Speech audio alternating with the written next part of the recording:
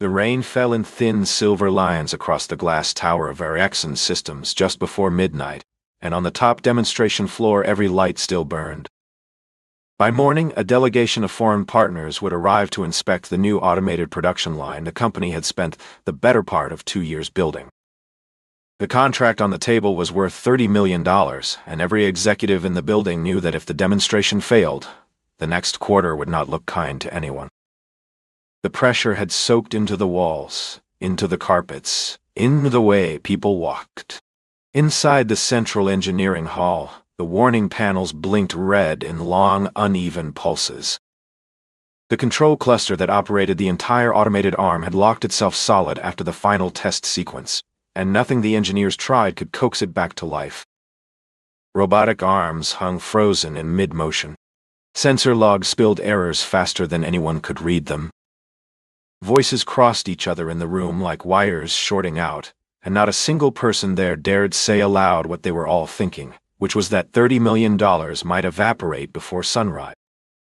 Serafina Constance walked in through the main doors at exactly 11 minutes past midnight. She was 27 years old, and she wore a fitted champagne-colored dress with a soft V at the collar, the kind of dress that looked simple from a distance and expensive only on closer inspection. Her dark hair fell straight past her shoulders, and her face, beautiful in a sharp and tired way, had not seen sleep in nearly 2 days. She did not raise her voice. She did not need to. The room quieted the moment her heels touched the polished floor. She asked who had run the final sequence. Corbin Dermott stepped forward, 38 years old, head of operations engineering, his collar already damp at the seam. He began to explain in clipped, confident sentences that hid a slow, climbing panic. While he spoke, Silas Bellamy pushed his cleaning cart through the side entrance and began to mop the strip of floor near the doorway, the way he did every night at this hour. He wore the standard blue-gray uniform, sleeves neatly rolled, brown hair cut short, his movements quiet and efficient. He looked like a man who had learned a long time ago how to take up no space at all. But his eyes paused on the pressure panel for a moment too long. He stopped mopping. The numbers on that panel were doing something strange, something that did not match what the engineers were arguing about. Corbin caught the look out of the corner of his eye, and in the rawness of his own embarrassment, he turned and snapped at the janitor to keep moving. He said the words loudly enough to be heard.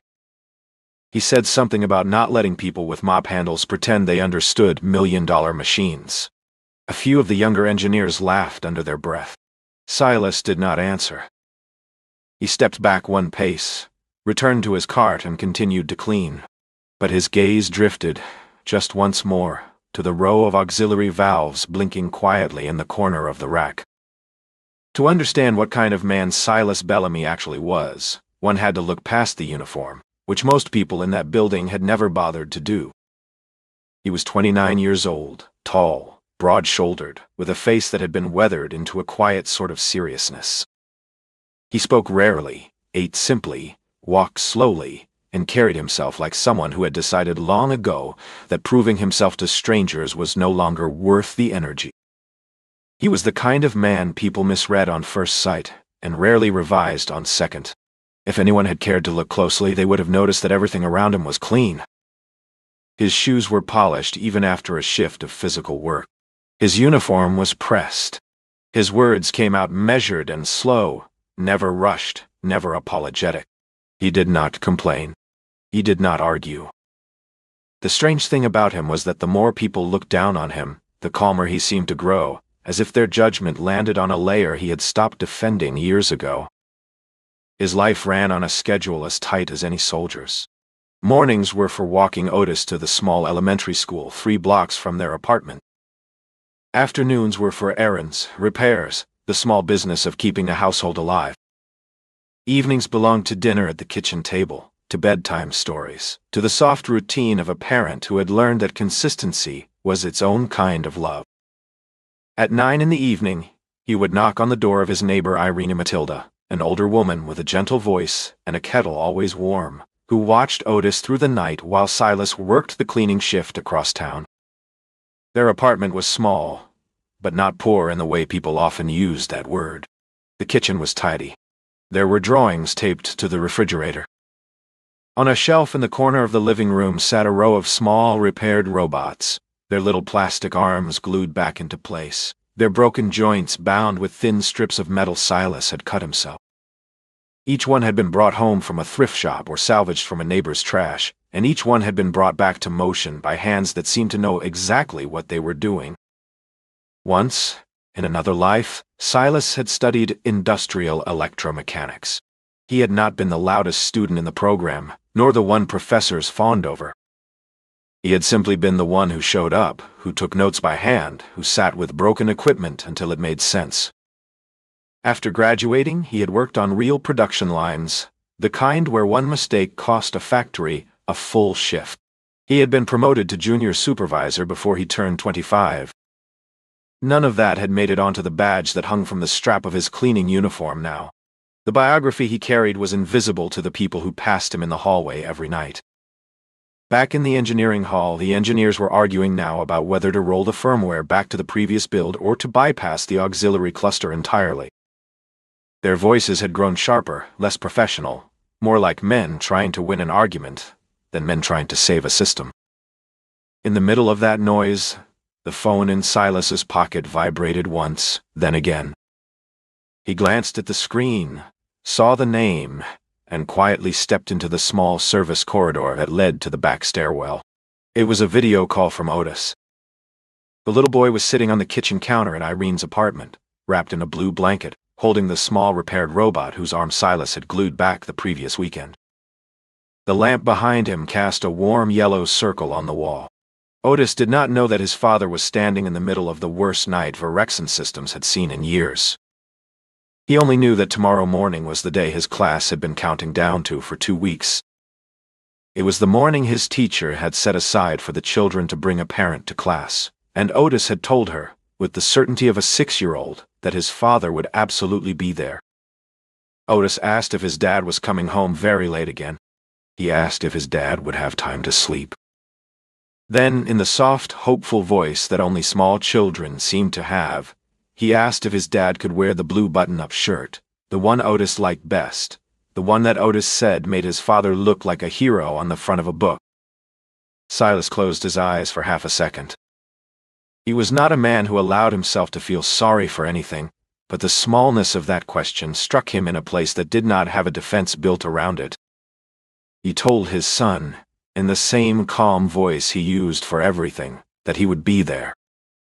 He told him to go to sleep, to not wait up, to dream about the new robot they were going to build that weekend out of an old radio Silas had found.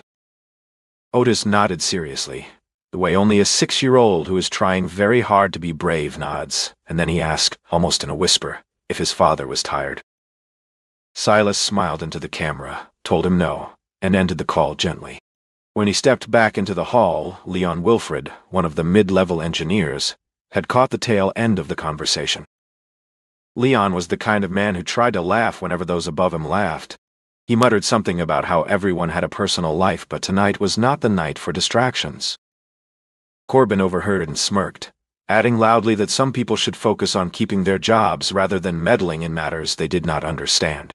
Serafina did not respond. But for the first time, her eyes moved deliberately from Corbin's flushed face to the quiet figure of the janitor settling back into his work, and in that moment, she registered something she had not expected. In a room full of people defending their reputations, the man with the cleaning cart was the calmest person there. The hours bled past. The clock on the back wall crawled toward 2 in the morning. Corbin's team had splintered into 3 uncoordinated efforts. One group wanted to roll back the entire firmware to the version from 6 months ago. Another wanted to physically replace the thermal sensor array, an operation that would take at least 4 hours, and that no one could promise would even fix the problem. A third group was talking, with increasing desperation, about shutting down the auxiliary cluster and rebooting from scratch, a move that risked corrupting the deeper drive controllers. Each plan had its defenders. None had any certainty. Serafina stood at the head of the long observation window with her arms crossed, watching the patterns of red on the wall panel pulse in slow, steady warning. Her phone had not stopped buzzing for the last hour. The board chairman, the legal department, the partnership liaison, all of them wanted updates that no one could give. The foreign partners had already confirmed that their delegation was boarding the early flight. The investors had noticed that the demo floor lights had not gone dark all night, and questions were being passed in quiet messages between people who held more power than she did. She was 27, and she had reached the corner office through real talent, but the cost of that climb had hardened something in her she had not noticed until tonight. She had grown used to evaluating people by what they produced, by their titles, by their files. People without files had become invisible to her. It was not cruelty. It was the kind of mental shortcut that powerful people develop without realizing they have developed it. Tonight, that shortcut was beginning to crack. Because the people with the impressive files were the ones losing control of the room, and the only person who looked steady was the one whose name she did not even know. She watched Corbin pace and gesture, his confidence loud and brittle. She watched the engineers contradict each other in clipped sentences. She listened to certainty masquerading as expertise, and somewhere underneath the noise of her own exhausted thinking, she began to suspect that she was watching the wrong people work. The audience in her own mind was beginning to ask questions. Why was the janitor still glancing at the auxiliary panel? What had he seen that the engineers had not? And why, in a building full of credentials, was the only quiet man in the room the only one who looked like he had an idea? While replacing a torn liner in the secondary engineering bay, Silas heard it again. It was a small sound, the kind of sound that the engineers had stopped registering after the third hour because their ears were full of louder things.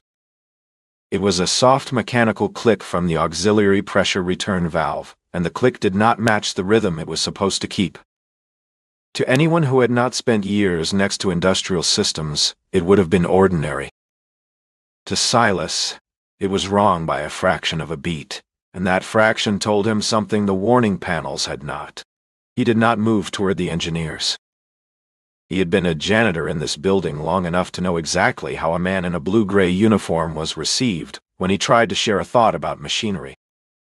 He had also been alive long enough to know that being right by itself did not guarantee being heard. He continued his work, but his mind moved quickly, lining up the small pieces. The recent maintenance log. The newly replaced auxiliary module. The pattern of the pressure feedback. The temperature of the drive cluster, which was still well below any threshold for a thermal fault. The auxiliary cluster's response curve, which seemed slightly out of phase with the main cycle. In his memory, a much younger version of himself stood on the catwalk of an old assembly plant, listening to a senior technician explain that the worst kind of failure was not the one that broke things loudly, but the one that triggered a system to lock itself defensively because it could not understand what it was being told. He remembered an entire night shift lost over a single feedback loop set to the wrong cycle. He remembered being yelled at when he was young for suggesting it. He remembered staying late to study schematics by hand until the patterns lived in him not as theory, but as instinct. That instinct was awake again now, telling him very clearly that the $30 million system in front of him was not broken in the way the engineers thought. It was simply afraid. Silas finished tying the liner. He set the cart against the wall. He waited for the right moment, because timing, in a room like this, was nearly as important as accuracy. Corbin had just announced, with the false brightness of a man running out of options, that they would attempt one more reset. Silas felt the small tightening in his chest that always came before he chose to step into a place where he had not been invited. He set down the bag in his hand, smoothed the front of his uniform, and began to walk forward. He stopped at a respectful distance from the main console. He was careful not to crowd anyone, careful not to reach for any control. When he spoke, his voice came out exactly the way he had intended, low, even, and unhurried. He said that if the team continued to reset the system in its current configuration, the main drive cluster would absorb another unnecessary pressure surge. He suggested, simply and without flourish, that someone check the auxiliary pressure return valve and review the maintenance log from the most recent module replacement. The room paused, not out of respect but out of pure surprise. For one long second, no one knew what to say.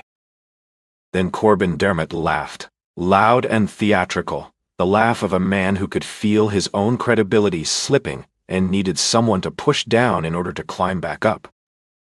He asked Silas where exactly he had studied engineering, the cleaning closet or the staff break room.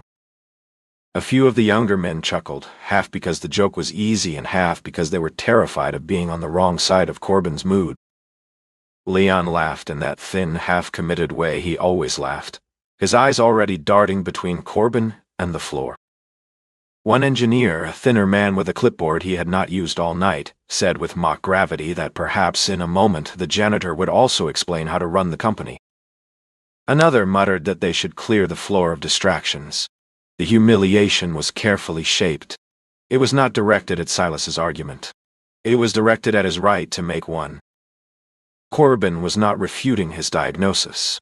Corbin was reminding the room of the social order, and reminding Silas where, in that order, he stood. Silas did not flush. He did not raise his voice.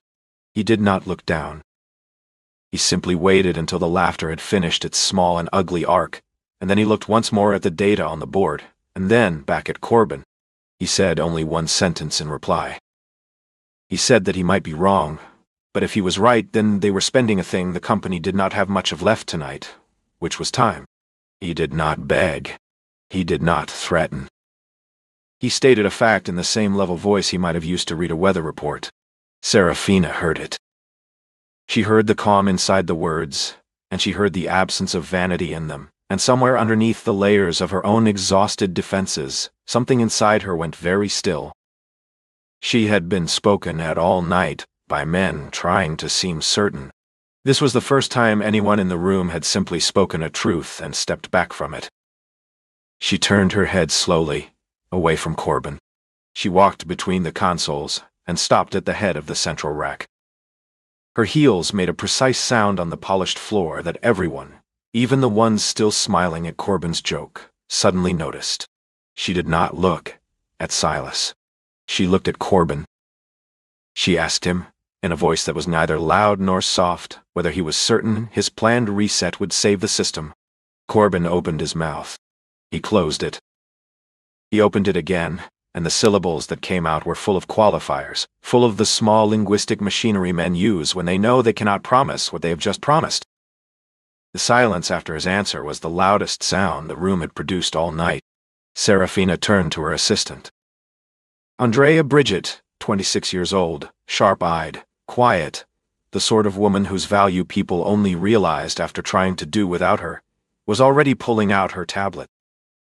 Serafina told her to retrieve the maintenance log from the most recent auxiliary module replacement.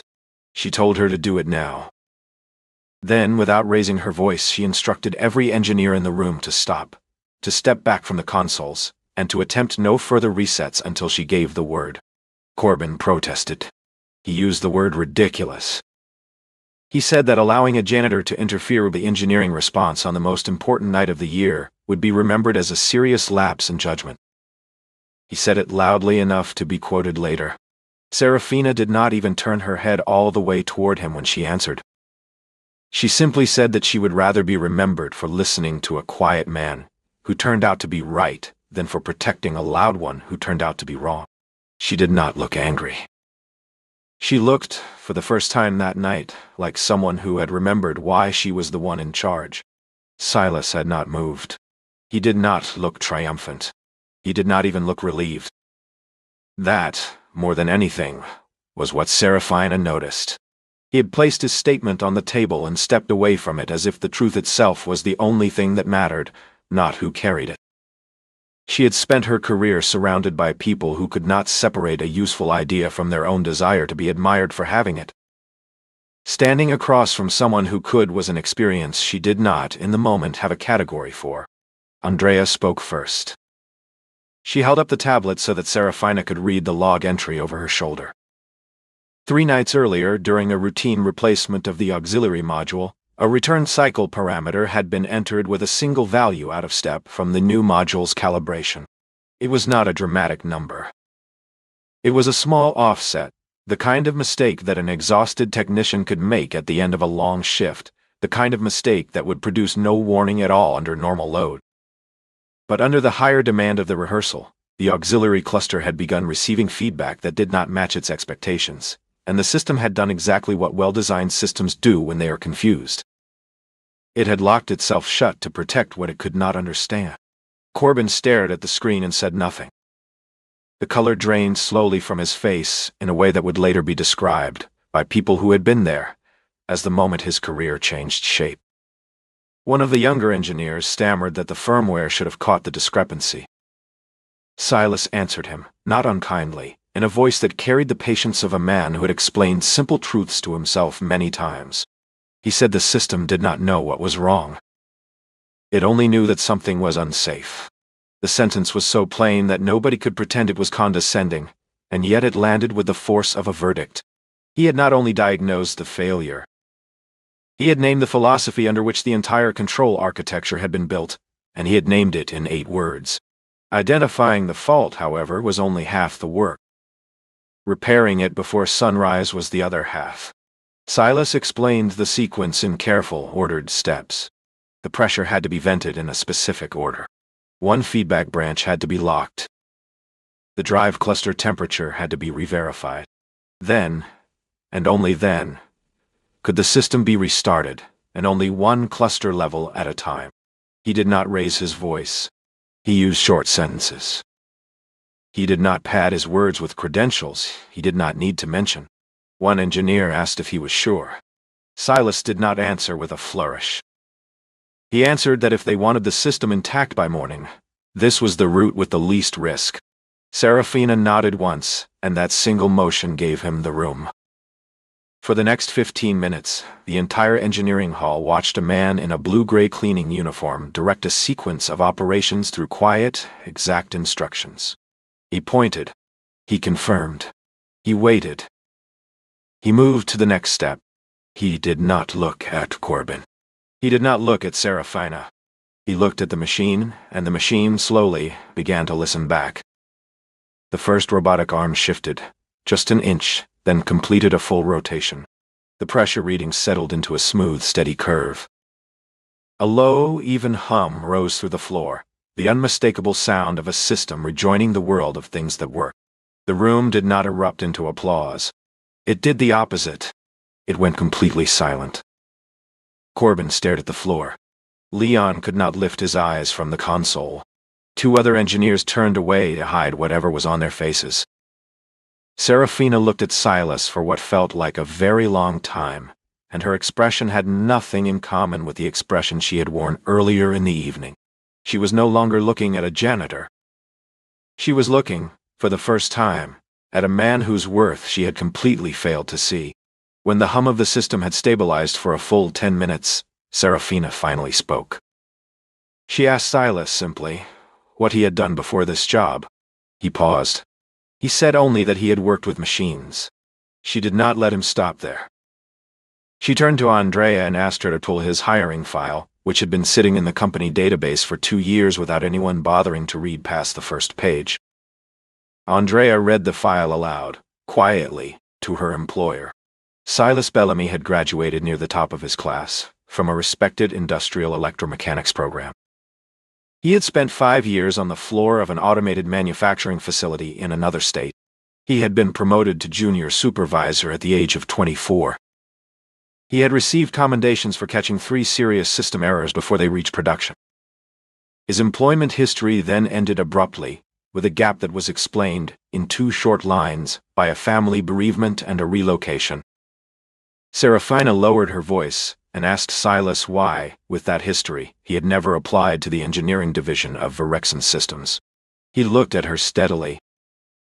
He said that he had needed a job with predictable hours, a job that did not require travel, a job that did not pull him into the kind of office politics that swallowed evenings. He said that being able to walk his son to school in the morning and pick him up from a neighbor in the evening had been worth more, at the time, than any promotion. He said it without bitterness. He said it the way other men might describe the weather. The room by then had grown so quiet that the soft mechanical breathing of the recovered system was the loudest thing in it. Leon stared at the floor. He had spent the early part of the evening laughing along with insults, and now he was learning in real time that the man he had laughed at had once held a position higher than the one he himself currently occupied.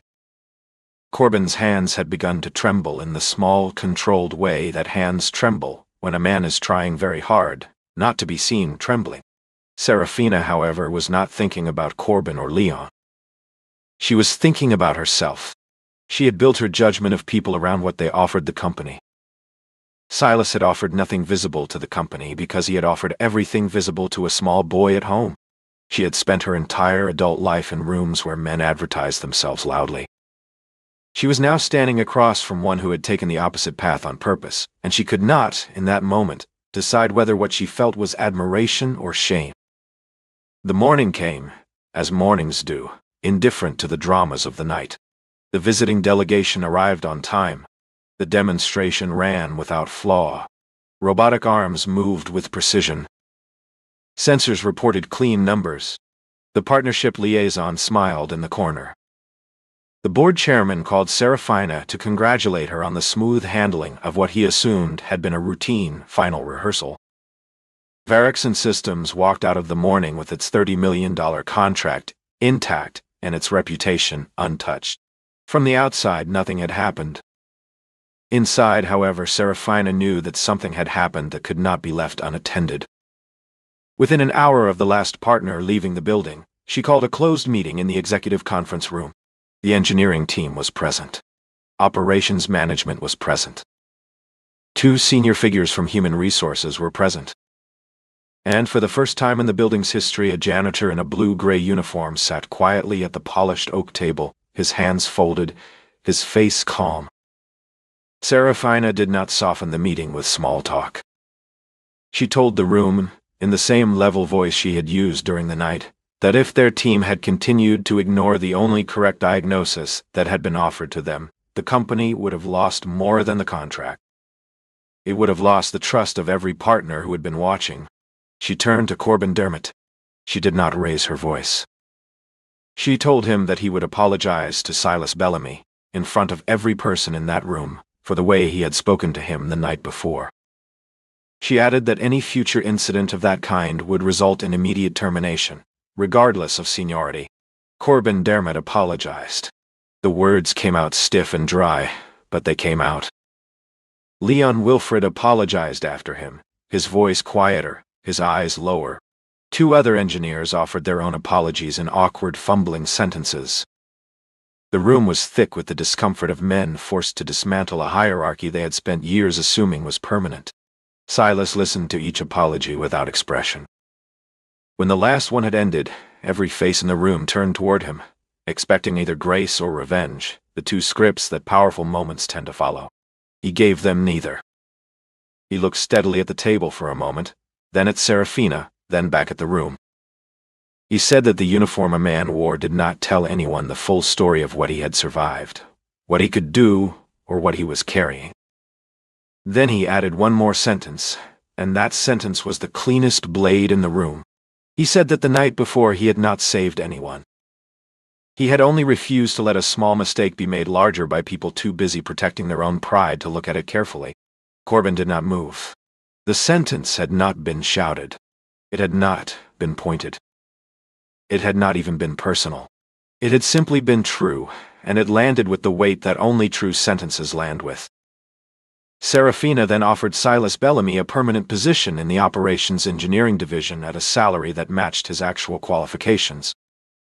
The room held its breath, expecting him to accept on the spot. He did not.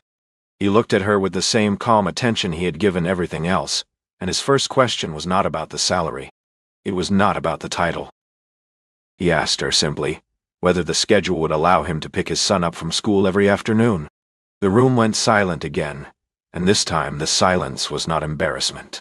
It was respect. Silas left the building before noon. He did not give a single statement to anyone in the lobby. He did not stop to shake any executive hands beyond what courtesy required. He drove home in the small, well-kept sedan he had owned for 7 years, parked in front of his apartment building, climbed 2 flights of stairs, and stepped into the bedroom to change. He took down the blue button-up shirt that Otis loved, the one his son had asked about on the call the night before, and he put it on with the same attention he gave to everything that mattered. By the time he reached the small elementary school 3 blocks away, he was exactly on time. He walked into the classroom, where children sat in neat rows on a colorful rug, where parents stood awkwardly at the back, where a teacher read from an oversized book. He stood quietly at the door so as not to interrupt. Otis turned, saw him, and the small face lit up the way only a child's face can light up at the sight of a parent who kept a promise. The boy ran to him and wrapped both arms around his waist, and Silas placed one large, careful hand on his son's head and held him there for a long moment. He did not tell Otis what had happened the night before. He did not tell him about the contract, or the engineers, or the laughter that had been aimed at him. He simply sat down on a tiny chair, his knees too high, and listened as each child in the room introduced their parent. When Otis stood up, the boy did not say that his father was a janitor. He did not say his father was an engineer. He stood up tall, lifted his chin in the way small boys do when they are about to deliver something important, and said that his dad could fix anything. The other children clapped because they did not understand the weight of what he had just said. Silas understood. So did the night that he had just walked out of. A short while later, Serafina Constance arrived at the school. She came alone, without the dress from the night before, in a simpler outfit and quieter shoes. She carried in her hand a small wrapped box containing a brand-new model robot, the kind a 6-year-old would treasure. She did not introduce herself as a chief executive. She introduced herself as a friend of Otis's father. The teacher smiled politely. Otis held the box up to Silas with both hands as if he had just been handed a small treasure. In the hallway after the visit, Serafina spoke with Silas without the armor of her title. She thanked him a second time, not on behalf of the company but on her own behalf. She told him that the night before had shown her something she had been refusing to see for a long time, which was that some of the most important people in any system were the ones the system never bothered to notice. She told him she did not expect an immediate answer about the position. She only hoped that, when he was ready, he would consider it. He nodded once. He told her with a small and rare smile that he would think about it carefully. He added, almost in a quiet aside, that he would only accept if it did not cost his son a single afternoon. Outside the school, the late autumn sun made everything look softer than it had any right to. Silas took Otis's hand and began to walk toward the small playground at the end of the block, the boy chattering happily about the new robot, his blue blanket nowhere in sight, his world entirely intact. Behind them, Serafina stood by the door of the school for a long moment, watching the broad-shouldered father bend to listen to whatever his son was saying. She did not look like a chief executive. She looked, for the first time in years, like someone who had remembered what it felt like to be moved by another human being. Far across the city, in a glass tower whose lights had finally been allowed to dim, Corbin Dermott walked through the lobby with his eyes fixed on the floor. He did not look at the security desk. He did not look at the cleaning crew arriving for the next shift. He had spent 20 years climbing in a place where titles were treated as truth, and in a single night, a quiet man with a mop had taught him, without ever raising his voice, that truth did not care about titles at all. Andrea Bridget watched him pass, and allowed herself a small, private smile. The story did not end with revenge. It did not end with a public destruction of the man who had laughed. It ended the way the most satisfying stories quietly end. The proud were humbled. The kind were finally seen. The hierarchy that had mistaken a uniform for a verdict had been forced, in the space of one long night, to look more carefully. And a 6-year-old boy walked home holding the hand of his father, certain in his small and shining heart that the world had always known what he had known from the very beginning, which was that his dad really could fix anything.